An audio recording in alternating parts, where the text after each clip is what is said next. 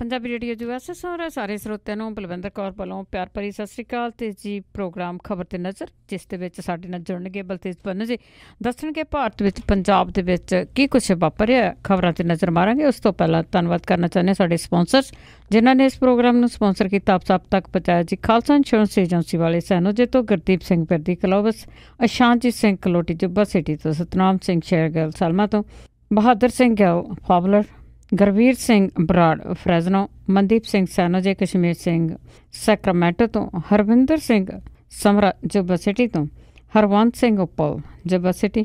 ਆਪ ਸਭ ਦਾ ਬਹੁਤ ਬਹੁਤ ਧੰਨਵਾਦ ਕਰਦੇ ਜੀ। ਸਾਡੇ ਨਾਲ ਜੁੜ ਚੁੱਕੇ ਨੇ ਬਲਦੇਜ ਪੰਨੂ ਜੀ। ਸਤਿ ਸ਼੍ਰੀ ਅਕਾਲ, ਸਵਾਗਤ ਹੈ ਜੀ। ਸਤਿ ਸ਼੍ਰੀ ਅਕਾਲ ਜੀ, ਧੰਨਵਾਦ ਜੀ, ਬਹੁਤ ਮਿਹਰਬਾਨੀ। ਹਾਂਜੀ, ਸਭ ਤੋਂ ਪਹਿਲਾਂ ਆਪਾਂ ਗੱਲ ਕਰਦੇ ਹਾਂ, ਕਰਨਾਟਕ ਦੇ ਵਿੱਚ ਇੱਕ ਪੱਤਰਕਾਰ ਨੂੰ ਕਤਲ ਕਰ ਦਿੱਤਾ ਗਿਆ, ਜਿਹੜਾ ਕਿ ਕਹਿੰਦੇ ਬੜਾ ਸਾਫ ਸੁਥਰਾ ਲਿਖਦਾ ਸੀਗਾ, ਸੱਚ ਲਿਖਦਾ ਸੀ। ਬਿਲਕੁਲ ਜੀ, ਇਹ 55 ਸਾਲਾਂ ਦੀ ਸੀਗੀ ਜੀ, ਸੀਨੀਅਰ ਜਰਨਲਿਸਟ ਔਰ ਸਮਾਜਿਕ ਕੰਮਾਂ ਦੇ ਵਿੱਚ ਬਹੁਤ ਜਿਹੜੀ ਹੈ ਜੀ ਅਗਾਂਹ ਵੱਧ ਚੜ ਕੇ ਹਿੱਸਾ ਲੈਂਦੀ ਸੀ। ਇਹ ਗੌਰੀ ਲੰਕੇਸ਼, ਗੌਰੀ ਲੰਕੇਸ਼ ਦਾ ਜਿਹੜਾ ਕਤਲ ਹੈ ਜੀ ਉਹਦੇ ਘਰ ਦੇ ਵਿੱਚ ਕੀਤਾ ਗਿਆ। ਬਿਲਕੁਲ ਨੇੜੇ ਤੋਂ ਉਹਨੂੰ ਜਿਹੜੀਆਂ ਦੀ ਗੋਲੀਆਂ ਮਾਰੀਆਂ ਗਈਆਂ 3, ਜਿਹਦੇ ਨਾਲ ਉਹਦੀ ਮੌਕੇ ਦੇ ਉੱਤੇ ਹੀ ਡੈਥ ਜਿਹੜੀ ਹੈ ਜੀ ਉਹ ਹੋ ਗਈ ਦੱਸੀ ਜਾਂਦੀ ਹੈ। ਗੌਰੀ ਲੰਕੇਸ਼ ਜਿਹੜੀ ਹੈ ਜੀ ਉਹ ਜਾਣੀ ਪਛਾਣੀ ਪੱਤਰਕਾਰ ਸੀ, ਨਾ ਸਿਰਫ ਕਰਨਾਟਕਾ ਦੇ ਵਿੱਚ ਬਲਕਿ ਮੁਲਕ ਭਰ ਦੇ ਵਿੱਚ ਉਹਦੀਆਂ ਲਿਖਤਾਂ ਅਕਸਰ ਚਰਚਾ ਦਾ ਵਿਸ਼ਾ ਜਿਹੜੀਆਂ ਉਹ ਬਣਦੀਆਂ ਸੀ। ਬਹੁਤ ਤਿੱਖਾ ਲਿਖਣ ਵਾਲਿਆਂ ਦੇ ਵਿੱਚੋਂ ਗੌਰੀ ਲੰਕੇਸ਼ ਜਿਹੜੀ ਹੈ ਜੀ ਉਹ ਜਾਣੀ ਜਾਂਦੀ ਹੈ। ਐਂਟੀ ਇਸਟੈਬਲਿਸ਼ਮੈਂਟ ਦੇ ਉੱਤੇ ਉਹਦੇ ਲਗਾਤਾਰ ਜਿਹੜੀਆਂ ਲਿਖਤਾਂ ਉਹ ਚਰਚਾ ਦਾ ਵਿਸ਼ਾ ਬਣਦੀਆਂ ਸੀ, ਤੇ ਨਿਰਸੰਦੇਹ ਜਿਹੜੇ ਰਾਜਨੀਤਿਕ ਲੋਕ ਨੇ ਖਾਸ ਤੌਰ ਦੇ ਉੱਤੇ ਉਹਨਾਂ ਦੇ ਵਿੱਚ ਇਹ ਭੜਥੂ ਜ਼ਰੂਰ ਉਹਦੀਆਂ ਜਿਹੜੀਆਂ ਦੀ ਪਾਉਂਦੀਆਂ ਸੀਗੀਆਂ ਲਿਖਤਾਂ। ਗੌਰੀ ਲੰਕੇਸ਼ ਜਿਹੜੀ ਹੈ ਜੀ ਇੱਕ ਮੈਗਜ਼ੀਨ ਦੇ ਐਡੀਟਰ ਜਿਹੜੀ ਸੀਗੀ ਜੀ, ਜਿਹੜਾ ਉੱਥੋਂ ਹੀ ਛਪਦਾ ਸੀਗਾ ਕਰਨਾਟਕਾ ਤੋਂ। ਇਹ ਖੱਬੇ ਸੱਜਿਆਂ ਦੇ ਖਿਲਾਫ ਵੀ ਜਿਹੜਾ ਜੀ ਉਹ ਲਿਖਦੀ ਰਹੀ ਆ, ਪਰ ਇਹਨਾਂ ਦਿਨਾਂ ਦੇ ਵਿੱਚ ਸੰਘ ਪਰਿਵਾਰ ਦੇ ਉੱਤੇ ਉਹਦੀਆਂ ਤਿੱਖੀਆਂ ਟਿੱਪਣੀਆਂ ਜਿਹੜੀਆਂ ਜੀ ਉਹ ਲਗਾਤਾਰ ਜਾਰੀ ਸਨ। ਜਿਹੜੇ ਕਰਨਾਟਕ ਤੇ ਉਹਦੇ ਨੇੜੇ ਤੇੜੇ ਦੇ ਜਾਂ ਰਹਿਣ ਵਾਲੇ ਨੇ, ਉਹਨਾਂ ਨੇ ਇਹ ਗੱਲ ਆਖੀ ਆ ਕਿ ਉਹਦੀਆਂ ਜਿਹੜਾ ਜੀ ਇਹ ਤਿੱਖਾ ਲਿਖਣਾ ਉਹਦੀ ਮੌਤ ਦਾ ਕਾਰਨ ਜਿਹੜਾ ਉਹ ਬਣਿਆ। ਜਿਵੇਂ ਦਬੋਲਕਰ ਦਾ ਕਤਲ ਕਰ ਦਿੱਤਾ ਗਿਆ ਸੀਗਾ, ਜਿਵੇਂ ਪਨਸੇਰ ਦਾ ਕਤਲ ਕੀਤਾ ਗਿਆ ਸੀ, ਕਲਬੁਰਗੀ ਜਿਹੜੇ ਤਰੀਕੇ ਦੇ ਨਾਲ ਮਾਰਿਆ ਗਿਆ, ਉਸੇ ਤਰੀਕੇ ਦੇ ਨਾਲ ਹੁਣ ਇਹ ਗੌਰੀ ਲੰਕੇਸ਼ ਜਿਹੜੀ ਸੀਗੀ ਜੀ ਉਹਦਾ ਵੀ ਮਰਡਰ ਹੋ ਗਿਆ। ਇਹ ਐਕਚੁਅਲੀ ਇੱਕ ਕਲਮ ਦੇ ਨਾਲ ਜਿਹੜਾ ਜੀ ਲਿਖਣ ਵਾਲਾ ਵਿਅਕਤੀ ਉਹਦਾ ਕਤਲ ਹੈ। ਸ਼ਾਇਦ ਕੁਝ ਲੋਕ ਜਿਹੜਾ ਜੀ ਉਹ ਸੋਚਦੇ ਆ ਕਿ ਕਲਮਾਂ ਇਉਂ ਜਿਹੜੀਆਂ ਰੁਕ ਜਾਣਗੀਆਂ, ਜਾਂ ਫਿਰ ਕਲਮਾਂ ਦੇ ਵੱਲੋਂ ਉਠਾਏ ਜਾਂਦੇ ਜਿਹੜੇ ਸਵਾਲ ਨੇ, ਕਿ ਉਹ ਸਵਾਲ ਜਿਹੜੇ ਆ ਜੀ ਉਹ ਖਤਮ ਹੋ ਜਾਣਗੇ। ਕਿਸੇ ਵਿਅਕਤੀ ਨੂੰ ਤਾਂ ਖਤਮ ਜਿਹੜਾ ਉਹ ਕੀਤਾ ਜਾ ਸਕਦਾ ਹੈ, ਪਰ ਉਹਦੀ ਸੋਚ ਨੂੰ ਖਤਮ ਕਰਨਾ ਬਹੁਤ ਔਖਾ ਜੀ। ਪਰ ਫਿਰ ਵੀ ਕਦੀ ਕਲਮ ਜਿਹੜੀ ਆ ਜੀ ਉਹ ਜਿੱਤਦੀ ਆ, ਤੇ ਕਦੀ ਗੋਲੀ ਜਿਹੜੀ ਆ ਉਹ ਜਿੱਤਦੀ ਆ। ਇੱਕ ਕਿਸਮ ਦੇ ਨਾਲ ਗੋਲੀ ਜਿਹੜੀ ਆ ਜੀ ਉਹਨੇ ਇੱਕ ਵਾਰੀ ਫਿਰ ਆਪਣਾ ਕੰਮ ਕੀਤਾ, ਤੇ ਗੌਰੀ ਲੰਕੇਸ਼ ਉਹਨਾਂ ਪੱਤਰਕਾਰਾਂ ਦੀ ਲਾਈਨ ਦੇ ਵਿੱਚ ਜਿਹੜਾ ਜੀ ਜਾ ਲੱਗੀ ਆ, ਜਿਹੜੇ ਕਿ ਲਗਾਤਾਰ ਲੋਕਾਂ ਦੇ ਵਾਸਤੇ ਬੋਲਦੇ ਤੇ ਲਿਖਦੇ ਹੋਣ ਕਰਕੇ ਆਪਣੀ ਜਾਨ ਜਿਹੜੀ ਸੀ ਉਹ ਗਵਾ ਬੈਠੇ। ਸੋ ਪੱਤਰਕਾਰ ਭਾਈਚਾਰਾ ਜਿਹੜਾ ਜੀ ਉਹ ਸੁਣ ਇਸ ਵੇਲੇ ਉਹ ਪੱਤਰਕਾਰ ਭਾਈਚਾਰਾ ਜਿਹੜਾ ਕਿ ਸਹੀ ਮਾਇਨਿਆਂ ਦੇ ਵਿੱਚ ਲੋਕਾਂ ਦੀ ਗੱਲ ਜਿਹੜੀ ਹੈ ਜੀ ਉਹ ਕਰਦਾ। ਇਹਦੇ ਵਿੱਚ ਉਹ ਲੋਕ ਸ਼ਾਮਲ ਨਹੀਂ ਜਿਹੜੇ ਪੈਸਿਆਂ ਦੀ ਖਾਤਰ ਜਿਹੜਾ ਜੀ ਕਦੀ ਕਿਸੇ ਪਾਸੇ ਨੂੰ ਟਰਨ ਤੇ ਕਦੀ ਕਿਸੇ ਪਾਸੇ ਨੂੰ ਟਰਨ ਜਿਹੜਾ ਉਹ ਲੈਂਦੇ ਆ। ਵੇਖਣਾ ਇਹੀ ਹੋਊਗਾ ਕਿ ਜਿਹੜੇ ਪਹਿਲਾਂ ਵੀ ਮਰਡਰ ਹੋਏ ਨੇ, ਉਦੋਂ ਬਾਅਦ ਬੋਲਣ ਵਾਲਿਆਂ ਦੇ ਵਿੱਚ ਕਮੀ ਤਾਂ ਕੋਈ ਨਹੀਂ ਆਈ। ਜਿੰਨੇ ਕੁ ਹੈਗੇ ਨੇ ਉਹ ਆਪਣੀ ਜਗ੍ਹਾ ਦੇ ਉੱਤੇ ਬੋਲੀ ਜਾ ਰਹੇ ਨੇ ਕਿ ਗੌਰੀ ਲੰਕੇਸ਼ ਤੇ ਮਰਡਰ ਤੋਂ ਬਾਅਦ ਕੀ ਉਹਨਾਂ ਲੋਕਾਂ ਦੇ ਵਿੱਚ ਕਮੀ ਆਉਂਦੀ ਹੈ ਜਾਂ ਨਿਰੰਤਰ ਜਿਹੜਾ ਜੀ ਉਹ ਲਿਖੀ ਜਾਂਦੇ ਨੇ। ਜੀ ਬਿਲਕੁਲ, ਇਹ ਕਲਮਾਂ ਤੋੜਨ ਦੀ ਕੋਸ਼ਿਸ਼ ਤੇ ਬੜੀ ਦੇਰ ਤੋਂ ਕੀਤੀ ਜਾਂਦੀ ਆ। ਤੇ ਅੱਗੇ ਆਪਾਂ ਗੱਲ ਕਰਦੇ ਹਾਂ ਕਿ ਜਿਸ ਤਰ੍ਹਾਂ ਹਿੰਦ ਤੇ ਚੀਨ ਦੀ ਖਿੱਚੋਤਾਣ ਚੱਲਦੀ ਸੀਗੀ, ਹੁਣ ਉਹਨਾਂ ਨੇ ਫਿਰ ਇੱਕ ਦੂਜੇ ਨਾਲ ਯੂ ਟਰਨ ਮਾਰ ਕੇ ਭਾਈ ਭਾਈ ਬਣ ਗਏ। ਇਹ ਕਿਹਾ ਜਾਂਦਾ ਜੀ ਜਦੋਂ ਚਾਈਨਾ ਦੇ ਨਾਲ ਵਾਰ ਲੱਗੀ ਸੀਗੀ ਪੁਰਾਣੀ, ਔਰ ਉਦੋਂ ਜਿਹੜਾ ਜੀ ਨਾਅਰਾ ਇੱਕ ਫੇਮਸ ਹੋਇਆ ਸੀਗਾ, ਹਿੰਦੀ ਚੀਨੀ ਭਾਈ ਭਾਈ। ਔਰ ਇਹ ਕਿਹਾ ਗਿਆ ਸੀਗਾ ਕਿ ਇਸ ਨਾਅਰੇ ਦੇ ਅੰਦਰ ਹੀ ਜਿਹੜੀ ਹੈ ਜੀ ਇਹ ਪੂਰੀ ਦੀ ਪੂਰੀ ਜੰਗ ਲੜ ਲਈ ਗਈ। ਨਾਅਰਾ ਲਾਈ ਗਏ, ਉਂਝ ਜਿਹੜੀ ਸੀ ਨਾਲ ਦੀ ਨਾਲ ਜੰਗ ਲੜੀ ਗਈ। ਪਿਛਲੇ ਦਿਨਾਂ ਤੋਂ ਜਦੋਂ ਲਾਈਨਸ ਵੀ ਆਪਾਂ ਖੋਲਦੇ ਹਾਂ ਜੀ, ਉਹਦੇ ਵਿੱਚ ਵੀ ਬੜੀਆਂ ਕਾਲਸ ਜਿਹੜੀਆਂ ਜੀ ਆਉਂਦੀਆਂ ਰਹੀਆਂ ਕਿ ਚਾਈਨਾ ਦਾ ਜਿਹੜਾ ਜੀ ਉਹ ਕੀ ਬਣੂਗਾ, ਚਾਈਨਾ ਅਟੈਕ ਜਿਹੜਾ ਉਹ ਕਰ ਸਕਦਾ ਹੈ, ਭਾਰਤ ਉਹਦੇ ਉੱਤੇ ਹਾਵੀ ਹੋ ਰਿਹਾ। ਭਾਰਤ ਵਾਲੇ ਸਾਈਡ ਤੋਂ ਇਹ ਖਬਰਾਂ ਜਿਹੜੀਆਂ ਜੀ ਉਹ ਲੱਗਦੀਆਂ ਸਨ। ਜਿੱਦਣ ਇੱਥੇ ਦਿੱਲੀ ਦੇ ਵਿੱਚ ਆਮ ਆਦਮੀ ਪਾਰਟੀ ਨੇ ਜਿਹੜੀ ਹੈ ਜੀ ਇੱਕ ਚੋਣ ਜਿੱਤੀ ਆ, ਉਹ ਖਬਰ ਜਿਹੜੀ ਸੀ ਉਹਨੂੰ ਥੱਲੇ ਕਰਨ ਦੇ ਵਾਸਤੇ ਇਹ ਧਮਾ ਦਿੱਤਾ ਗਿਆ ਜੀ ਕਿ ਡੋਕਲਾਮ ਦੇ ਸੰਬੰਧੀ ਭਾਰਤ ਦਾ ਚਾਈਨਾ ਦੇ ਨਾਲ ਫੈਸਲਾ ਹੋ ਗਿਆ। ਦੋਵੇਂ ਮੁਲਕ ਜਿਹੜੇ ਆ ਜੀ ਉਹ ਆਪਣੀਆਂ ਫੌਜਾਂ ਵਾਪਸ ਲੈ ਗਏ ਆ। ਮੁੜ ਕੇ ਅਗਲੇ ਦਿਨ ਚਾਈਨਾ ਦੇ ਜਿਹੜਾ ਜੀ ਬਿਆਨ ਆ ਗਿਆ ਵੀ ਅਸੀਂ ਤਾਂ ਨਾ ਫੌਜਾਂ ਵਾਪਸ ਲਗਾਏ ਆ, ਨਾ ਕੋਈ ਗੱਲਬਾਤ ਜਿਹੜੀ ਹੋਈ ਆ। ਭਾਰਤ ਨੇ ਆਪਣੀਆਂ ਫੌਜਾਂ ਜਿਹੜੀਆਂ ਉਹ ਵਾਪਸ ਕਰ ਲਈਆਂ। ਹੁਣ ਬ੍ਰਿਕਸ ਸੰਮੇਲਨ ਦੇ ਵਿੱਚ ਭਾਰਤ ਦੇ ਪ੍ਰਧਾਨ ਮੰਤਰੀ ਨਰਿੰਦਰ ਮੋਦੀ ਹੋਰੀ ਵੀ ਜਿਹੜਾ ਜੀ ਉਹ ਗਏ ਹੋਏ ਸੀ। ਉਹਨਾਂ ਦੀ ਮੁਲਾਕਾਤ ਜਿਹੜੇ ਚਾਈਨਾ ਦੇ ਰਾਸ਼ਟਰਪਤੀ ਸ਼ੀ ਜਿਨਪਿੰਗ ਦੇ ਨਾਲ ਜਿਹੜੀ ਆ ਉਹ ਲੰਮੀ ਚੌੜੀ ਹੋਈ ਆ। ਜੋ ਦੱਸਿਆ ਗਿਆ ਉਹਦੇ ਮੁਤਾਬਕ ਭਾਰਤ ਤੇ ਚਾਈਨਾ ਨੇ ਜਿਹੜੇ ਸਰਹੱਦੀ ਵਿਵਾਦ ਹੈ ਉਹਨੂੰ ਪਿੱਛੇ ਛੱਡਦਿਆਂ ਹੋਇਆ ਆਪਸੀ ਸਬੰਧਾਂ ਨੂੰ ਅੱਗੇ ਵਧਾਉਣ ਦੇ ਵਾਸਤੇ ਆਪਸੀ ਸਹਿਮਤੀ ਦਾ ਪ੍ਰਗਟਾਵਾ ਜਿਹੜਾ ਜੀ ਉਹ ਕਰਤਾ ਔਰ ਖਿੱਤੇ ਦੇ ਵਿੱਚ ਸਹਿਰਤਾ, ਸਹਿਯੋਗ ਤੇ ਸਰਹੱਦ ਦੇ ਉੱਤੇ ਸ਼ਾਂਤੀ ਬਣਾਏ ਰੱਖਣ ਦੇ ਉੱਤੇ ਜ਼ੋਰ ਜਿਹੜਾ ਜੀ ਉਹ ਦਿੱਤਾ ਗਿਆ। ਡੋਕਲਾਮ ਵਿਵਾਦ ਤੋਂ ਬਾਅਦ ਬ੍ਰਿਕਸ ਸੰਮੇਲਨ ਦੇ ਦੌਰਾਨ ਦੋਵਾਂ ਆਗੂਆਂ ਦੀ 1 ਘੰਟਾ ਲੰਮੀ ਗੱਲਬਾਤ ਜਿਹੜੀ ਹੈ ਜੀ ਉਹ ਚੱਲੀ ਆ ਔਰ ਗੱਲਬਾਤ ਨੂੰ ਭਾਰਤ ਦੇ ਪ੍ਰਧਾਨ ਮੰਤਰੀ ਨਰਿੰਦਰ ਮੋਦੀ ਹੋਰਾਂ ਨੇ ਟਵਿੱਟਰ ਦੇ ਰਾਹੀਂ ਕਾਫੀ ਲਾਭਦਾਇਕ ਜਿਹੜਾ ਜੀ ਉਹ ਦੱਸਿਆ। ਪਿਛਲੇ ਕੁਝ ਹਫ਼ਤਿਆਂ ਤੋਂ ਇੱਥੇ ਵਟਸਐਪ ਦੇ ਉੱਤੇ ਜਿਹੜੇ ਜੀ ਉਹ ਸੁਨੇਹੇ ਚੱਲਦੇ ਸਨ। ਕੁਝ ਜਿਹੜੇ ਕਹਿੰਦੇ ਸੀ ਜੀ ਜਿਹੜੇ ਦੀਵਾਲੀ ਤੇ ਦੀਵੇ ਆ ਉਹ ਦੇਸੀ ਖਰੀਦੋ, ਚਾਈਨੀਜ਼ ਲੜੀਆਂ ਜਿਹੜੀਆਂ ਦੀ ਉਹ ਨਾ ਖਰੀਦੋ, ਚਾਈਨੀਜ਼ ਸਮਾਨ ਜਿਹੜਾ ਉਹ ਨਾ ਖਰੀਦੋ, ਇਹੀ ਤਰੀਕਾ ਆ। ਉਮੀਦ ਹੈ ਕਿ ਹੁਣ ਉਹ ਮੈਸੇਜ ਜਿਹੜੇ ਆ ਜੀ ਉਹ ਆਉਣੇ ਬੰਦ ਹੋ ਜਾਣਗੇ ਕਿਉਂਕਿ ਫੈਸਟੀਵਲ ਸੀਜ਼ਨ ਜਿਹੜੇ ਆ ਜੀ ਉਹ ਆ ਰਹੇ ਆ, ਸਟਾਰਟ ਹੋ ਗਏ ਆਲਮੋਸਟ। ਔਰ ਇਹਨਾਂ ਫੈਸਟੀਵਲ ਸੀਜ਼ਨ ਦੇ ਵਿੱਚ ਚਾਈਨਾ ਵੱਡੀ ਕਮਾਈ ਜਿਹੜੀ ਆ ਜੀ ਉਹ ਭਾਰਤ ਦੇ ਵਿੱਚੋਂ ਕਰਦਾ ਹੈ। ਤੋ ਉਹਦੇ ਜਿਹੜੇ ਸਮਾਨ ਦੇ ਬਾਈਕਾਟ ਕਰਨ ਦੀਆਂ ਗੱਲਾਂ ਕਰਨ ਵਾਲੇ ਜਿਹੜੇ ਨੇ ਜੀ ਹੋ ਸਕਦਾ ਹੈ ਕਿ ਉਹ ਛੇਤੀ ਇਹ ਨਾਅਰਾ ਦੁਬਾਰਾ ਫੇਰ ਬੁਲੰਦ ਕਰਨਾ ਸ਼ੁਰੂ ਕਰ ਦੇਣ ਕਿ ਹਿੰਦੀ ਚੀਨੀ ਬਾਈ ਬਾਈ ਜੀ। ਕੋਈ ਪਤਾ ਨਹੀਂ ਜੀ ਗਾਂ ਇਹਨੇ ਕੀ ਕਹਿ ਦੇਣਾ। ਤੇ ਅੱਗੇ ਆਪਾਂ ਗੱਲ ਕਰਦੇ ਹਾਂ 2 ਲੱਖ ਤੋਂ ਵੱਧ ਫਰਜ਼ੀ ਕੰਪਨੀਆਂ ਦੀ ਰਜਿਸਟ੍ਰੇਸ਼ਨ ਬੰਦ ਹੋ ਗਈ। ਬਿਲਕੁਲ ਜੀ, ਇਹ ਜਿਹੜਾ ਜੀ ਸਰਕਾਰ ਇਹ ਕਹਿੰਦੀ ਹੈ ਕਿ ਬਲੈਕ ਮਨੀ ਜਿਹੜੀ ਆ ਉਹਦੇ ਕਰਕੇ ਇਹ ਕਾਰਵਾਈ ਜਿਹੜੀ ਕੀਤੀ ਆ। ਕੇਂਦਰ ਦੀ ਸਰਕਾਰ ਨੇ 2,09,000 ਦੇ ਕਰੀਬ ਜਿਹੜੀਆਂ ਕੰਪਨੀਆਂ ਨੇ ਇਹਨਾਂ ਦੀ ਰਜਿਸਟ੍ਰੇਸ਼ਨ ਰੱਦ ਕਰ ਦਿੱਤੀ ਆ। ਇਹਨਾਂ ਦੇ ਬੈਂਕ ਖਾਤੇ ਸੀਲ ਕਰਨ ਦੇ ਹੁਕਮ ਜਿਹੜੇ ਆ ਉਹ ਦਿੱਤੇ ਆ। ਇਹ ਕਿਹਾ ਜਾ ਰਿਹਾ ਜੀ ਕਿ ਇਸ ਤਰ੍ਹਾਂ ਦੀਆਂ ਹੋਰ ਫਰਮਾਂ ਦੇ ਖਿਲਾਫ ਵੀ ਕਾਰਵਾਈ ਜਿਹੜੀ ਹੈ ਜੀ ਉਹ ਕੀਤੀ ਜਾਊਗੀ। ਫਾਈਨੈਂਸ ਮਿਨਿਸਟਰੀ ਦੇ ਵੱਲੋਂ ਜਿਹੜਾ ਜੀ ਇਹ ਦੱਸਿਆ ਗਿਆ ਕਿ ਬੈਂਕਾਂ ਨੂੰ ਨਿਯਮਾਂ ਦੀ ਪਾਲਣਾ ਨਾ ਕਰਨ ਵਾਲੀਆਂ ਕੰਪਨੀਆਂ ਜਿਹੜੀਆਂ ਕਾਰੋਬਾਰੀ ਗਤੀਵਿਧੀਆਂ ਤੋਂ ਵੀ ਬਾਹਰ ਨੇ ਉਹਨਾਂ ਦੇ ਖਿਲਾਫ ਚੌਕਸੀ ਵਧਾਉਣ ਦੇ ਵਾਸਤੇ ਕਿਹਾ ਗਿਆ। ਅਧਿਕਾਰੀ ਇਹ ਕਹਿੰਦੇ ਆ ਕਿ ਬੈਂਕਾਂ ਨੂੰ ਉਹਨਾਂ ਕੰਪਨੀਆਂ ਜਿਨ੍ਹਾਂ ਦੀ ਰਜਿਸਟ੍ਰੇਸ਼ਨ ਖਤਮ ਕੀਤੀ ਗਈ ਆ ਉਹਨਾਂ ਦੇ ਖਾਤੇ ਸੀਲ ਕਰਨ ਦਾ ਹੁਕਮ ਜਿਹੜਾ ਜੀ ਉਹ ਦਿੱਤਾ ਗਿਆ। ਫਰਜ਼ੀ ਕੰਪਨੀਆਂ ਦੇ ਕਥਿਤ ਤੌਰ ਦੇ ਉੱਤੇ ਗੈਰ ਕਾਨੂੰਨੀ ਫੰਡਾਂ ਦੇ ਪ੍ਰਵਾਹ ਤੇ ਟੈਕਸਾਂ ਤੋਂ ਬਚਣ ਦੇ ਵਾਸਤੇ ਵਰਤੋਂ ਜਿਹੜੀ ਹੈ ਜੀ ਉਹ ਕੀਤੀ ਜਾਂਦੀ ਆ। ਸਰਕਾਰ ਇਹ ਕਹਿੰਦੀ ਹੈ ਕਿ ਜਿਹੜੀਆਂ ਫਰਮਾਂ ਦੀ ਰਜਿਸਟ੍ਰੇਸ਼ਨ ਸਮਾਪਤ ਕੀਤੀ ਗਈ ਆ ਉਹਨਾਂ ਦੇ ਡਾਇਰੈਕਟਰਸ ਉਦੋਂ ਤੱਕ ਬੈਂਕ ਖਾਤੇ ਨਹੀਂ ਚਲਾ ਸਕਣਗੇ ਜਦੋਂ ਤੱਕ ਇਹਨਾਂ ਨੂੰ ਕਾਨੂੰਨੀ ਤੌਰ ਦੇ ਉੱਤੇ ਬਹਾਲ ਜਿਹੜਾ ਉਹ ਨਹੀਂ ਕੀਤਾ ਜਾਂਦਾ ਜੀ। ਇਹ ਜਿਹੜੀਆਂ ਕੰਪਨੀਆਂ ਨੇ ਇਹ ਐਕਟ ਦੀ ਧਾਰਾ 248 ਦੇ ਤਹਿਤ ਰਜਿਸਟਰ ਸੀਗੀਆਂ ਜੀ, ਜਿਨ੍ਹਾਂ ਦਾ ਰਜਿਸਟ੍ਰੇਸ਼ਨ ਸਮਾਪਤ ਕਰ ਦਿੱਤੀ ਗਈ ਆ। ਇਹਨਾਂ ਦੇ ਮੌਜੂਦਾ ਡਾਇਰੈਕਟਰਸ ਤੇ ਅਧਿਕਾਰੀ ਜਿਹੜੇ ਨੇ ਜੀ ਉਹ ਸਾਬਕਾ ਹੋ ਜਾਣਗੇ। ਜਿਹੜੇ ਕੇਂਦਰ ਦੀ ਸਰਕਾਰ ਆ ਜੀ ਉਹ ਇਹ ਸਮਝਦੀ ਆ ਕਿ ਜਿਹੜੀ ਹੱਦ ਉਹਨਾਂ ਨੇ ਮਿੱਥੀ ਹੋਈ ਆ ਟੈਕਸ ਦੀ ਉਹਦੇ ਵਾਸਤੇ ਜਿਹੜੇ ਬਿਜ਼ਨਸਮੈਨ ਨੇ ਉਹ 2-2 3-3 ਕੰਪਨੀਆਂ ਜਾਂ ਇਦੋਂ ਵੱਧ ਜਿਹੜੀਆਂ ਜੀ ਉਹ ਕੰਪਨੀਆਂ ਰਜਿਸਟਰਡ ਕਰਾ ਕੇ ਉਹਨਾਂ ਦੇ ਨਾਂ ਦੇ ਉੱਤੇ ਜਿਹੜਾ ਜੀ ਉਹ ਬਿਜ਼ਨਸ ਕਰਦੇ ਆ। ਔਰ ਇਹ ਕਿਹਾ ਜਾ ਰਿਹਾ ਜੀ ਕਿ ਉਹਨਾਂ ਨੂੰ ਇੱਧਰੋਂ ਰੋਕਣ ਦੇ ਵਾਸਤੇ ਕੋਈ ਇੱਕੋ ਕੰਪਨੀ ਦੇ ਨਾਂ ਦੇ ਥੱਲੇ ਬਿਜ਼ਨਸ ਕਰਨ ਤਾਂ ਕਿ ਉਹ ਟੈਕਸ ਦੀ ਸ਼੍ਰੇਣੀ ਦੇ ਵਿੱਚ ਜਿਹੜਾ ਜੀ ਉਹ ਆ ਸਕਣ। ਜਿਹੜਾ ਛੋਟਾ ਬਿਜ਼ਨਸਮੈਨ ਹੈ ਜੀ ਉਹ GST ਲੱਗਣ ਤੋਂ ਬਾਅਦ ਪਹਿਲਾਂ ਹੀ ਜਿਹੜਾ ਜੀ ਉਹ ਬੌਂਦਲਿਆ ਫਿਰਦਾ, ਉਹਨੂੰ ਇਹ ਨਹੀਂ ਪਤਾ ਲੱਗ ਰਿਹਾ ਕਿ ਉਹਨੇ ਕੀ ਕਰਨਾ, ਕਿਵੇਂ ਕਰਨਾ, ਕਦੋਂ ਕਰਨਾ, ਕਿਹੜੇ ਤਰੀਕੇ ਨਾਲ ਕਿੱਥੋਂ ਜਿਹੜਾ ਜੀ ਉਹ ਸ਼ੁਰੂ ਕਰਨਾ। ਜੇ ਉਹ ਭੱਜ ਕੇ ਜਾਂਦਾ ਜਿਹੜੇ CA ਦੇ ਕੋਲੇ, CA ਕਹਿੰਦੇ ਜੀ ਸਾਡੇ ਕੋਲੇ ਜਿੰਨੀ ਕੁ ਜਾਣਕਾਰੀ ਹੈਗੀ ਆ ਅਸੀਂ ਵੀ ਪੋਸਟਰਾਂ ਦੇ ਰੂਪ 'ਚ ਕੰਧਾਂ ਤੇ ਟੰਗੀ ਹੋਈ ਆ, ਇਦੋਂ ਵੱਧ ਜਾਣਕਾਰੀ ਸਾਡੇ ਕੋਲੇ ਵੀ ਹੈ ਨਹੀਂ ਗੀ। ਤੋ ਇਹ ਜਿਹੜੀਆਂ ਕੰਪਨੀਆਂ ਬੰਦ ਜਾਂ ਜਿਹੜੀਆਂ ਰੱਦ ਰਜਿਸਟ੍ਰੇਸ਼ਨ ਕਰਨ ਦਾ ਜਿਹੜਾ ਜਿੱਦਾਂ ਇਹ ਛੋਟੇ ਬਿਜ਼ਨਸਮੈਨ ਜਿਹੜੇ ਨੇ ਉਹਨਾਂ ਦੇ ਉੱਤੇ ਨਿਰਸੰਦੇਹ ਭਾਰਾ ਪਊਗਾ। ਤੋ ਇਹ ਕਿਸਮ ਦੇ ਨਾਲ ਜਿਹੜਾ ਸਟੈਪ ਹੈ ਉਹ ਛੋਟੇ ਬਿਜ਼ਨਸ ਨੂੰ ਤਬਾਹੀ ਕੰਢੇ ਜਿਹੜਾ ਪਹਿਲਾਂ ਹੀ ਖੜਾ ਉਹਨੂੰ ਹੋਰ ਧੱਕਾ ਦੇਣ ਦੀ ਕੋਸ਼ਿਸ਼ ਕਹੀ ਜਾ ਸਕਦੀ ਹੈ ਜੀ। ਤੇ ਅੱਗੇ ਆਪਾਂ ਗੱਲ ਕਰਦੇ ਹਾਂ ਜੀ, ਹਾਈ ਕੋਰਟ ਦੀ ਨਿਗਰਾਨੀ ਦੇ ਵਿੱਚ ਤਲਾਸ਼ੀ ਹੋਊਗੀ ਡੇਰੇ ਦੀ। ਬਿਲਕੁਲ ਜੀ, ਤਲਾਸ਼ੀ ਕਿਸੇ ਟਾਈਮ ਵੀ ਸ਼ੁਰੂ ਹੋ ਸਕਦੀ ਆ। ਜਿਹੜੇ ਸਿਰਸਾ ਦੇ ਵਿੱਚ ਇਹਦੀਆਂ ਤਿਆਰੀਆਂ ਜਿਹੜੀਆਂ ਦੀ ਉਹ ਪੂਰੀਆਂ ਕੀਤੀਆਂ ਗਈਆਂ ਨੇ। ਤਕਰੀਬਨ 3 ਦਰਜਨ ਦੇ ਕਰੀਬ ਜਿੰਦਰੇ ਤੋੜਨ ਦੇ ਜਿਹੜੇ ਮਾਹਰ ਨੇ ਲੋਹਾਰ ਉਹ ਇਕੱਠੇ ਕੀਤੇ ਗਏ ਆ ਕਿ ਹੋ ਸਕਦਾ ਕਿ ਕੁਝ ਥਾਵਾਂ ਨੂੰ ਜਿੰਦਰੇ ਲੱਗੇ ਹੋਏ ਹੋਣ, ਉਹ ਤੋੜਨੇ ਪੈ ਸਕਦੇ ਆ। ਇੱਕ ਜਿਹੜੇ ਰਿਟਾਇਰਡ ਅਧਿਕਾਰੀ ਨੇ ਜੀ, ਰਿਟਾਇਰਡ ਜਿਹੜੇ ਜੱਜ ਨੇ, ਉਹਨਾਂ ਦੀ ਨਿਗਰਾਨੀ ਦੇ ਹੇਠ ਡੇਰੇ ਦੀ ਪੂਰੀ ਪੁਣਛਾਣ ਜਿਹੜੀ ਆ ਜੀ ਉਹ ਕੀਤੀ ਜਾਊਗੀ। ਪੰਜਾਬ ਤੇ ਹਰਿਆਣਾ ਹਾਈ ਕੋਰਟ ਦੇ ਫੁੱਲ ਬੈਂਚ ਨੇ ਸਾਬਕਾ ਜ਼ਿਲ੍ਹਾ ਤੇ ਸੈਸ਼ਨ ਜੱਜ ਅਨਿਲ ਕੁਮਾਰ ਸਿੰਘ ਹੋਰਾਂ ਨੂੰ ਅਦਾਲਤੀ ਕਮਿਸ਼ਨਰ ਨਿਯੁਕਤ ਜਿਹੜਾ ਜੀ ਉਹ ਕਰ ਦਿੱਤਾ।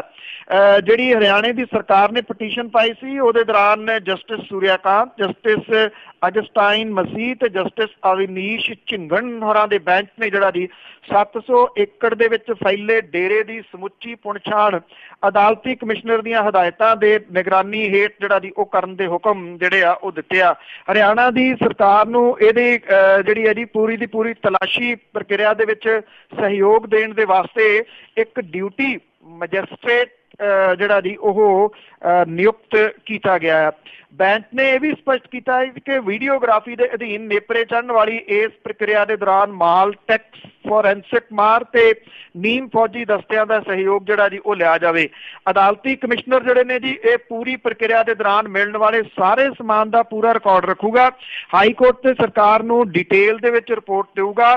ਸਰਸਾ ਜਾਂ ਕਿਸੇ ਵੀ ਹੋਰ ਥਾਂ ਕਮਿਸ਼ਨਰ ਨੂੰ ਸਰਕਾਰੀ ਗੱਡੀ, ਸੁਰੱਖਿਆ ਤੇ ਹੋਰ ਸਹਾਇਤਾ ਮੁਹੱਈਆ ਕਰਨ ਦੇ ਵਾਸਤੇ ਹਰਿਆਣਾ ਸਰਕਾਰ ਨੂੰ ਹੁਕਮ ਜਿਹੜੇ ਆ ਜੀ ਉਹ ਜਾਰੀ ਕੀਤੇ ਗਏ ਆ।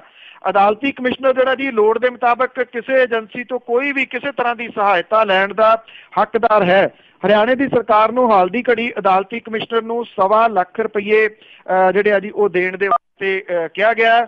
ਜਿਹੜੇ ਟੱਪਰੀਵਾਸ ਸਿਗਲੀਗਰ ਭਾਈਚਾਰਾ ਜੀ 60 ਦੇ ਕਰੀਬ ਲੋਹਾਰ ਜਿਹੜੇ ਆ ਸਰਸਾ ਡੇਰੇ ਦੀ ਤਲਾਸ਼ੀ ਦੇ ਦੌਰਾਨ ਖਿੜਕੀਆਂ, ਦਰਵਾਜ਼ਿਆਂ ਦੇ ਉੱਤੇ ਲੱਗੇ ਤਾਲੇ ਤੋੜਨ ਦੇ ਵਾਸਤੇ ਪੈਰਾਮਿਲਟਰੀ ਫੋਰਸਿਸ ਦੀ ਮਦਦ ਜਿਹੜੀ ਆ ਜੀ ਉਹ ਕਰਨਗੇ। ਸਿਰਸਾ ਪੁਲਿਸ ਨੇ ਸਿਰਸਾ ਦੀ ਜੇ ਕਾਲੋਨੀ ਦੇ ਵਿੱਚ ਰਹਿੰਦੇ ਸਿਕਲੀਗਰ ਭਾਈਚਾਰੇ ਦੇ ਇਹ ਜਿਹੜੇ ਮੈਂਬਰ ਨੇ, ਇਹਨਾਂ ਨੂੰ ਪੁਲਿਸ ਚੌਕੀ ਦੇ ਵਿੱਚ ਸੱਦ ਕੇ ਇਹਨਾਂ ਦੀਆਂ ਜਿਹੜੀਆਂ ਜੀ ਉਹ ਡਿਊਟੀਆਂ ਲਵਾਈਆਂ ਨੇ। ਇਹਦਾ ਮਤਲਬ ਇਹ ਵੀ ਹੈ ਜੀ ਕਿ ਪੁਲਿਸ ਦੇ ਕੋਲੇ, ਪ੍ਰਸ਼ਾਸਨ ਦੇ ਕੋਲੇ ਇਹ ਜਾਣਕਾਰੀ ਹੈ ਕਿ ਉੱਥੇ ਕਾਫੀ ਕੁਝ ਜੰਦਰਿਆਂ ਦੇ ਅੰਦਰ ਜਿਹੜਾ ਜੀ ਉਹ ਕੈਦ ਹੈ। ਬਹੁਤਿਆਂ ਦੀ ਨਿਗਾਹ ਜਿਹੜੀ ਹੈ ਜੀ ਉਹ ਇਸ ਤਲਾਸ਼ੀ ਦੇ ਉੱਤੇ ਲੱਗੀ ਹੋਈ ਹੈ ਜੀ ਨਿਰੰਤਰ। ਵੈਸੇ ਇਹਦੇ ਦੌਰਾਨ ਮੀਡੀਆ ਨੂੰ ਜਾਣ ਦੀ ਜਿਹੜੀ ਹੈ ਜੀ ਉਹ ਇਜਾਜ਼ਤ ਨਹੀਂ ਹੋਊਗੀ, ਮੀਡੀਆ ਨਾਲ ਜਿਹੜਾ ਜੀ ਉਹ ਨਹੀਂ ਜਾਊਗਾ। ਪਰ ਕੁਛ ਨਾ ਕੁਛ ਤੁਹਾਨੂੰ ਪਤਾ ਹੀ ਹੈ ਜੀ, ਵੀਡੀਓਜ਼ ਜਿਹੜੀਆਂ ਉਹ ਲੀਕ ਹੋ ਜਾਂਦੀਆਂ ਨੇ ਤੇ ਬਹੁਤੀ ਜਿਹੜੀ ਨਿਗਾਹ ਆ ਵਿਸ਼ਵ ਭਰ ਦੇ ਵਿੱਚ ਬੈਠੇ ਲੋਕਾਂ ਦੀ ਉਹ ਗੁਫਾ ਦੇ ਉੱਤੇ ਲੱਗੀ ਰਹਿਣੀ ਹੈ, ਜਿਹਨੂੰ ਗੁਫਾ ਕਹਿੰਦੇ ਆ। ਹੈ ਵੈਸੇ ਲੈਵਲ ਦੇ ਉੱਤੇ ਹੀ ਆ ਉਹ ਕਿ ਉੱਥੋਂ ਜਿਹੜਾ ਜੀ ਕੀ ਕੁਛ ਨਿਕਲਦਾ। ਪਰ ਨਾਲ ਦੀ ਨਾਲ ਚਰਚੇ ਜਿਹੜੇ ਵੱਡੇ ਇਸ ਗੱਲ ਦੇ ਵੀ ਹੋਈ ਜਾਂਦੇ ਨੇ ਕਿ ਇੰਨੇ ਦਿਨਾਂ ਤੋਂ ਬਾਅਦ ਜਿਹੜੀ ਹੈ ਜੀ ਇਹ ਤਲਾਸ਼ੀ ਲਈ ਜਾ ਰਹੀ ਆ। ਹਾਲਾਂਕਿ ਡੇਰੇ ਵਾਲੇ ਕਹਿੰਦੇ ਆ ਕਿ ਖਬਰਾਂ ਝੂਠੀਆਂ ਨੇ, ਪਰ ਚੱਲ ਜ਼ਰੂਰ ਰਹੀਆਂ ਨੇ ਵੱਡੇ ਪੱਧਰ ਦੇ ਉੱਤੇ ਕਿ ਟਰੱਕ ਭਰ ਕੇ ਉੱਥੋਂ ਸਮਾਨ ਬਾਹਰ ਭੇਜਿਆ ਗਿਆ।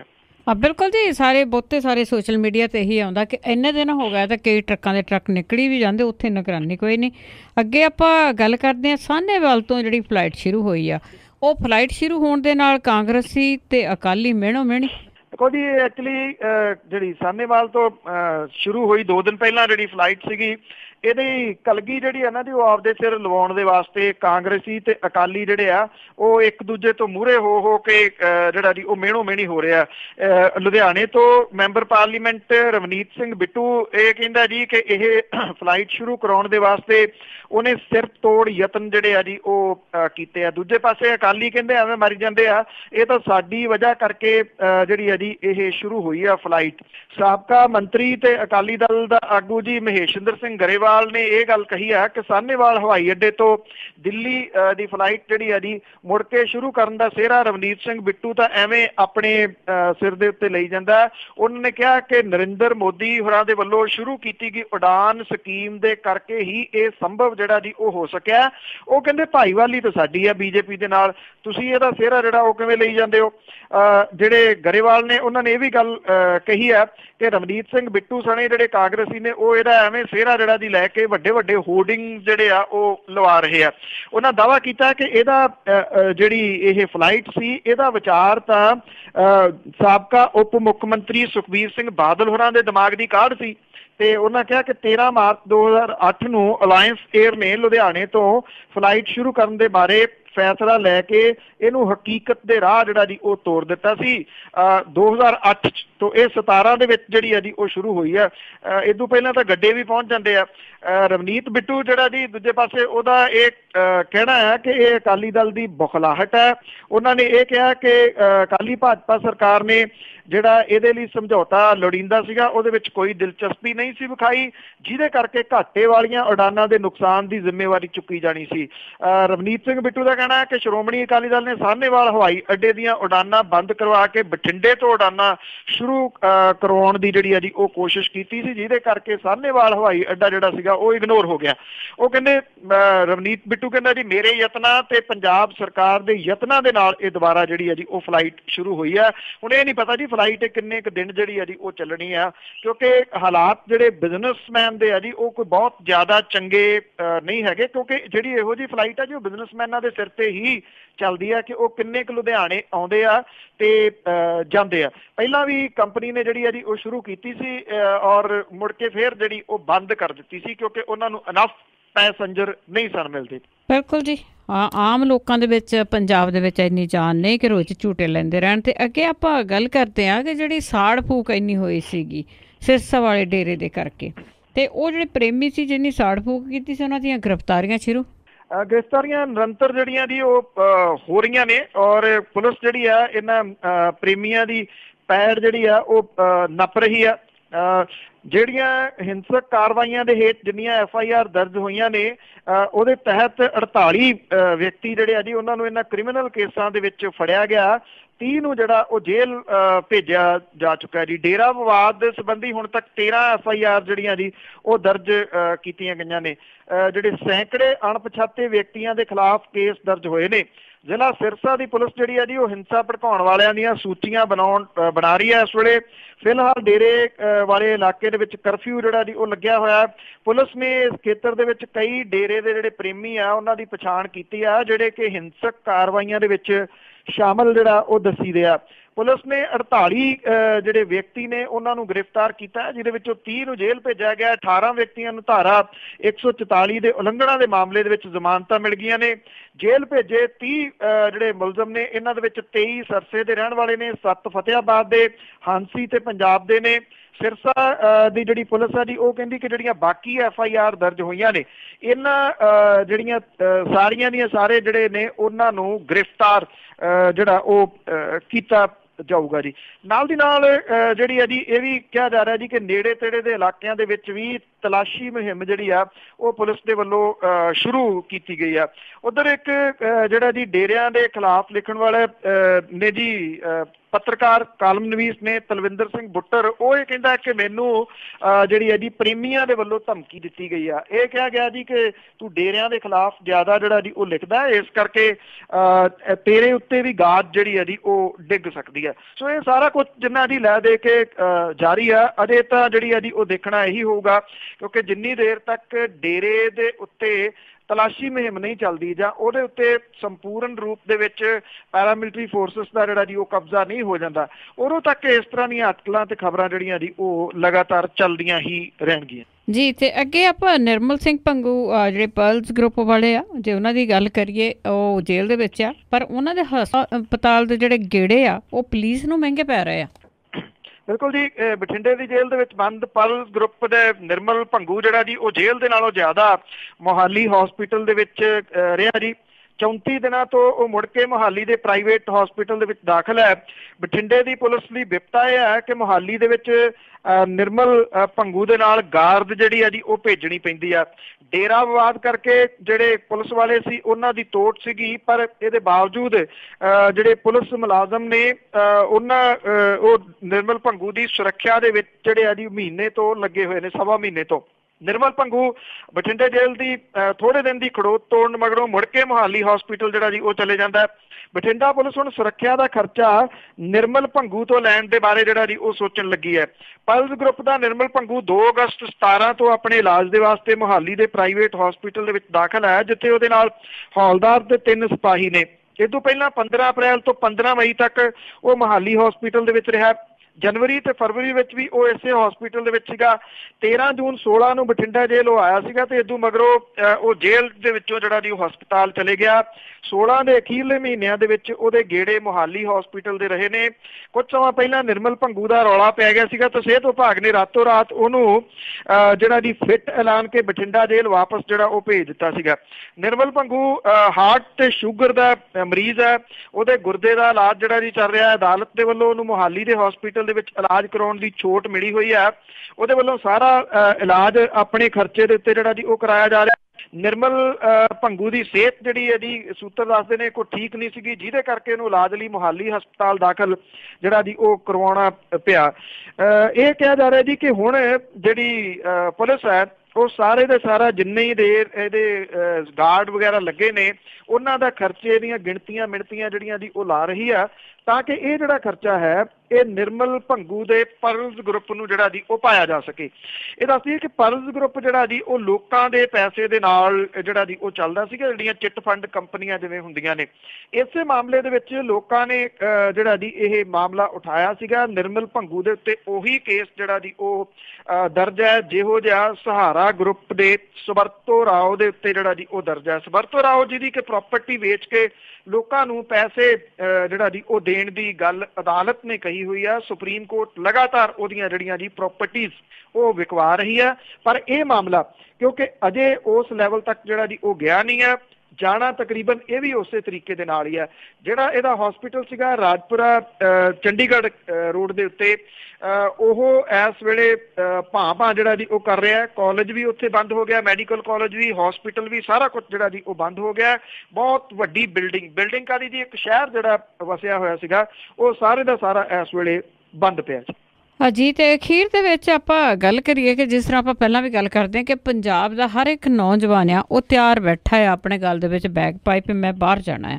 ਤੇ ਇਸੇ ਤਰ੍ਹਾਂ ਇੱਕ ਵਿਦੇਸ਼ ਜਾਣ ਦੇ ਲਈ ਇੱਕ ਨੌਜਵਾਨ ਨੇ ਅਨੋਖਾ ਹੀ ਰਾਹ ਅਪਣਾ ਲਿਆ। ਬਿਲਕੁਲ ਜੀ, ਕੀ ਕੁਝ ਜਿਹੜਾ ਜੀ ਕ੍ਰਿਮੀਨਲ ਮਾਈਂਡ ਜਿਹੜਾ ਉਹ ਕਰ ਸਕਦਾ ਹੈ। ਇਹ ਕਿਸੇ ਫਿਲਮ ਦੀ ਜਾਂ ਕਿਸੇ ਨੋਵਲ ਦੀ ਕਹਾਣੀ ਨਹੀਂ, ਰੀਅਲ ਦੇ ਵਿੱਚ ਹੈ। ਇਹ ਕੋਟਕਪੂਰੇ ਦੇ ਨੇੜੇ ਪੈਂਦਾ ਪਿੰਡ ਚਹਿਲ, ਇੱਥੋਂ ਦਾ ਜਿਹੜਾ ਨੌਜਵਾਨ ਸੀਗਾ ਜੀ ਉਹਨੇ ਇੱਕ ਨਵਾਂ ਰਾਹ ਜਿਹੜਾ ਜੀ ਅਪਣਾਇਆ ਤਾਂ ਕਿ ਉਹ ਬਾਹਰ ਜਾ ਸਕੇ। 2 ਮਹੀਨੇ ਪਹਿਲਾਂ ਉਹਨੇ ਫਰੀਦਕੋਟ ਸ਼ਹਿਰ ਚੋਂ ਲੰਘਦੀ ਇੱਕ ਜਿਹੜੀ ਰਾਜਸਥਾਨ ਨਹਿਰ ਹੈ ਉਹਦੇ ਵਿੱਚ ਛਾਲ ਮਾਰ ਕੇ ਖੁਦਕੁਸ਼ੀ ਦਾ ਨਾਟਕ ਜਿਹੜਾ ਜੀ ਉਹ ਕੀਤਾ। ਜਿਹੜਾ ਪਿੰਡ ਚਹਿਲ ਦਾ 22 ਸਾਲਾ ਨੌਜਵਾਨ ਮਨਪ੍ਰੀਤ ਸਿੰਘ ਸੀਗਾ ਜੀ, ਇਹਨੇ 29 ਜੂਨ ਨੂੰ ਪੁਲਿਸ ਮੁਖੀ ਨੂੰ ਇੱਕ ਅਰਜ਼ੀ ਦਿੱਤੀ ਕਿ ਪਿੰਡ ਦੇ ਮਨਜੀਤ ਸਿੰਘ, ਹਰਜੀਤ ਸਿੰਘ ਤੇ ਗੁਰਸੇਵਕ ਸਿੰਘ ਉਹਦੇ ਜਾਤੀ ਸੂਚਕ ਸ਼ਬਦ ਬੋਲਦੇ ਆ ਤੇ ਉਹਦੇ ਮੂੰਹ ਦੇ ਵਿੱਚ ਜਿਹੜਾ ਜੀ ਉਹ ਗੰਦਮੰਦ ਪਾਉਣ ਦੇ ਵਾਸਤੇ ਔਰ ਪਿੰਡ ਦੇ ਵਿੱਚ ਨੰਗਾ ਕਰਕੇ ਉਹਨੂੰ ਘੁਮਾਉਣ ਦੇ ਦੋਸ਼ ਜਿਹੜੇ ਜੀ ਉਹ ਲਾਏ। ਅਰਜ਼ੀ ਦੇਣ ਤੋਂ ਹਫ਼ਤਾ ਬਾਅਦ 3 ਜੁਲਾਈ ਨੂੰ ਇਹਨੇ ਕੀ ਕੀਤਾ, ਮਨਪ੍ਰੀਤ ਨੇ ਫਰੀਦਕੋਟ ਦੇ ਵਿੱਚੋਂ ਲੰਘਦੀ ਰਾਜਸਥਾਨ ਨਹਿਰ ਜਿਹੜੀ ਸੀ ਉਹਦੇ ਵਿੱਚ ਛਾਲ ਮਾਰ ਦਿੱਤੀ। ਇਹ ਕਿਹਾ ਕਿ ਪੁਲਿਸ ਨੇ ਕਾਰਵਾਈ ਨਹੀਂ ਕੀਤੀ, ਜਿਨ੍ਹਾਂ ਨੇ ਉਹਦੇ ਤੇ ਜਾਤੀ ਸੂਚਕ ਸ਼ਬਦ ਜਿਹੜੇ ਬੋਲੇ ਸੀਗੇ ਇਸ ਕਰਕੇ ਉਹ ਖੁਦਕੁਸ਼ੀ ਕਰ ਰਿਹਾ। ਉਹ ਨਹਿਰ ਦੇ ਵਿੱਚ ਤੈਰ ਕੇ ਗਾਂਹ ਜਾ ਕੇ ਜਿਹੜਾ ਜੀ ਉਹ ਨਿਕਲ ਗਿਆ ਔਰ ਉਦੋਂ ਬਾਅਦ ਰੂਪੋਸ਼ ਹੋ ਗਿਆ। ਮਨਪ੍ਰੀਤ ਦਾ ਪਿਓ ਜਿਹੜਾ ਸੀਗਾ ਜੀ ਉਹਨੇ ਆਪਣੀ ਸ਼ਿਕਾਇਤ ਦੋਸ਼ ਲਾਇਆ ਕਿ ਪਿੰਡ ਚਹਿਲ ਦੇ ਜਿਨ੍ਹਾਂ ਦੇ ਬਾਰੇ ਚ ਅਰਜ਼ੀ ਜਿਹੜੀ ਦਿੱਤੀ ਗਈ ਸੀ ਉਹਨਾਂ ਕਰਕੇ ਉਹਨੇ ਖੁਦਕੁਸ਼ੀ ਜਿਹੜੀ ਆ ਜੀ ਉਹ ਕੀਤੀ ਆ ਔਰ ਪੁਲਿਸ ਨੇ ਜਿਹੜਾ ਇਹਨਾਂ ਦੇ ਖਿਲਾਫ ਕੇਸ ਦਰਜ ਕਰ ਲਿਆ। ਮਨਪ੍ਰੀਤ ਦੀ ਲਾਸ਼ ਦੀ ਭਾਲ ਜਿਹੜੀ ਸੀ ਉਹ ਜਾਰੀ ਰੱਖੀ। ਜਿਨ੍ਹਾਂ ਲੋਕਾਂ ਦੇ ਉੱਤੇ ਕੇਸ ਹੋਇਆ ਸੀਗਾ ਨਾ ਜੀ ਕਿਤੇ ਨਾ ਕਿਤੇ ਉਹ ਇਹਦੇ ਉੱਤੇ ਨੇੜੇ ਤੋਂ ਨਿਗਾਹ ਜਿਹੜੀ ਸੀ ਉਹ ਰੱਖਦੇ ਰਹੇ ਕਿ ਉਹ ਕੀ ਹੋ ਰਿਹਾ ਜੀ। ਕਹਾਣੀ ਜਿਹੜੀ ਸੀਗੀ ਉਹ ਹੌਲੀ ਹੌਲੀ ਖੁੱਲਣੀ ਸ਼ੁਰੂ ਹੋਈ ਤਾਂ ਪਤਾ ਇਹ ਲੱਗਿਆ ਕਿ ਜਿਹੜਾ ਮਨਪ੍ਰੀਤ ਦਾ ਪਿਓ ਸੀਗਾ ਜਿਨ੍ਹਾਂ ਦੇ ਉੱਤੇ ਕੇਸ ਹੋਇਆ ਸੀ ਉਹਨਾਂ ਦੇ ਨਾਲ ਸਮਝੌਤਾ ਕਰਨ ਦੇ ਯਤਨਾਂ ਦੇ ਵਿੱਚ ਸੀਗਾ ਕਿ ਜੇ ਤੁਸੀਂ 5-7 ਲੱਖ ਜਿਹੜਾ ਜੀ ਉਹ ਦੇ ਲਓ ਤਾਂ ਮੈਂ ਕੇਸ ਜਿਹੜਾ ਜੀ ਇਹ ਵਾਪਸ ਲੈ ਸਕਦਾ। ਅਸਲ ਦੇ ਵਿੱਚ ਕਹਾਣੀ ਕੀ ਨਿਕਲੀ ਕਿ ਮਨਪ੍ਰੀਤ ਜਿਹੜਾ ਉਹ ਕੁਵੈਤ ਜਾਣਾ ਚਾਹੁੰਦਾ ਸੀਗਾ, ਉਹਦੇ ਕੋਲੇ ਪੈਸੇ ਹੈ ਨਹੀਂ ਸੀ, ਉਹਨੇ ਇੱਥੋਂ ਸਾਰੀ ਕਹਾਣੀ ਘੜੀ। ਪੁਲਿਸ ਨੇ ਹੁਣ ਮੋਗੇ ਜ਼ਿਲ੍ਹੇ ਦੇ ਪਿੰਡ ਲੋਹਾਰਾ ਤੋਂ ਮਨਪ੍ਰੀਤ ਨੂੰ ਜਿਹੜਾ ਜੀ ਉਹ ਗ੍ਰਿਫਤਾਰ ਕਰ ਲਿਆ ਔਰ ਉਹਨੇ ਇਹ ਗੱਲ ਮੰਨ ਲਈ ਹੈ ਕਿ ਉਹਨੇ ਇਹ ਜਿਹੜੀ ਹੈ ਜੀ ਕਹਾਣੀ ਘੜੀ ਸੀ ਕਿਉਂਕਿ ਉਹ ਵਿਦੇਸ਼ ਜਾਣਾ ਚਾਹੁੰਦਾ ਸੀਗਾ, ਪਰ ਉਹਨੇ ਸਾਰਾ ਕੁਝ ਸਿਸਟੇਮੈਟਿਕਲੀ ਇੱਦਾਂ ਕੀਤਾ ਜੀ ਕਿ ਖੁਦਕੁਸ਼ੀ ਜਿਹੜੀ ਆ ਉਹ ਲੱਗੇ ਔਰ ਉਹਨੇ ਖੁਦਕੁਸ਼ੀ ਕੀਤੀ ਨਹੀਂ ਬਲਕਿ ਤੈਰ ਕੇ ਗਾਂਹ ਜਾ ਕੇ ਜਿਹੜਾ ਜੀ ਉਹ ਨਿਕਲ ਗਿਆ। ਜਿਹੜੇ ਫੋਨ ਕਾਲਸ ਨੇ ਨਾ ਜੀ ਇਹੋ ਜਿਹੇ ਜੁਰਮ ਜਿਹੜੇ ਆ ਉਹਨਾਂ ਨੂੰ ਫੜਨ ਦੇ ਵਾਸਤੇ ਬਹੁਤ ਵੱਡਾ ਇੱਕ ਰੋਲ ਜਿਹੜਾ ਉਹ ਨਿਭਾ ਰਹੇ ਆ, ਕਿਉਂਕਿ ਮਨਪ੍ਰੀਤ ਦੀ ਕਾਲ ਟਰੇਸ ਜਿਹੜੀ ਸੀਗੀ ਉਹੀ ਪੁਲਿਸ ਦੇ ਹੱਥ ਜਿਹੜੀ ਉਹ ਲੱਗੀ ਕਿ ਉਹ ਆਪਣੇ ਪਿਓ ਦੇ ਨਾਲ ਲਗਾਤਾਰ ਸੰਪਰਕ ਦੇ ਵਿੱਚ ਸੀਗੇ। ਦੇਖੋ ਜੀ, ਮਾੜਾ ਕੰਮ ਕਿਤੇ ਨਾ ਕਿਤੇ ਤਾਂ ਛੱਡ ਹੀ ਜਾਂਦਾ ਆਪਣੇ ਨਿਸ਼ਾਨ। ਬਹੁਤ ਬਹੁਤ ਤੁਹਾਡਾ ਧੰਨਵਾਦ। ਮਿਹਰਬਾਨੀ ਜੀ, ਧੰਨਵਾਦ ਜੀ, ਸਤਿ ਸ੍ਰੀ ਅਕਾਲ ਜੀ। ਤੇ ਸਰੋਤੇ ਸਨ ਬਲਤੇਜ ਪੰਨੂ ਜੀ ਜੋ ਸਾਡੇ ਨਾਲ ਜੁੜਦੇ ਨੇ, ਕਰਦੇ ਨੇ ਖਬਰਾਂ। ਇਸੇ ਦੇ ਨਾਲ ਸਾਡਾ ਅੱਜ ਦਾ ਬੁਲਟਨ ਇੱਥੇ ਸਮਾਪਤ। ਅਗਲੇ ਬੁਲਟਨ ਤੱਕ ਬਲਵਿੰਦਰ ਕੌਰ ਵੱਲੋਂ ਪਿਆਰ ਭਰੀ ਸਤਿ ਸ੍ਰੀ ਅਕਾਲ।